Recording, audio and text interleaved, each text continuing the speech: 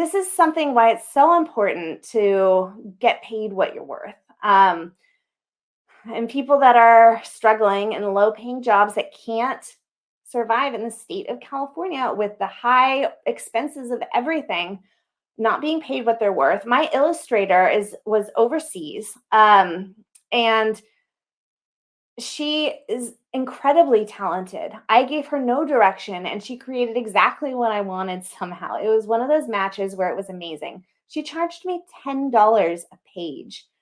$10 a page for beautiful handmade illustrations, custom made, back and forth within like a week's turnaround time.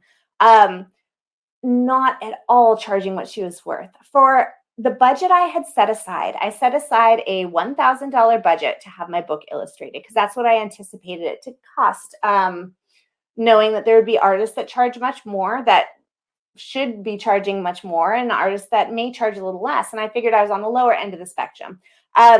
She charged me $10 a page for a 24-page book, $240, when I had budgeted out $1,000. I could have just paid her what was agreed upon because I booked her on Fiverr. But instead of that, I paid her much higher, much closer to what I had budgeted out for. And I just sent it all over to her via PayPal. I didn't ask her. I just said, I want to send you a tip. And then I sent her what I thought she should have been paid.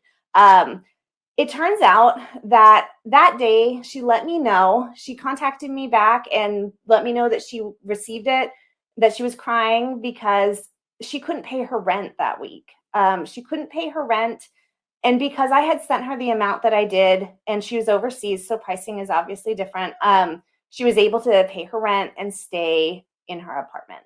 That wasn't my intention. I didn't even think that it would have that big of an impact because it wasn't that big of a sum of money compared to the cost of living in California. But because someone wasn't charging what they were worth when they should have been, as you're a self-employed individual, small business, whether you're employed somewhere, sometimes we have to take jobs and clients and customers at a lower rate. And we know that it's not sustainable. We know that we're worth more. And sometimes it's a stepping stone to get to where we want to be. We might want to build that portfolio to show more work to clients, and we can't build it unless we have it. So we take lower paying jobs. But as you grow and as you are established, as you have a greater level of experience and value that you offer and you bring, charge what you are worth.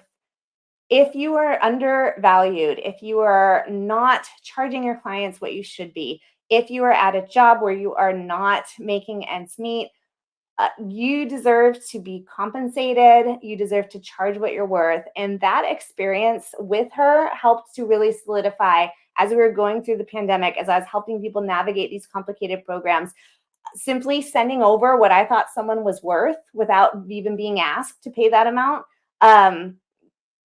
made it so that she didn't have to leave her apartment and have no home. So this is unrelated to a lot of the questions that I was just asked, but because we were talking about that book and we were talking about self-publishing, it did lead me down that path. So self-employed people, charge what you're worth.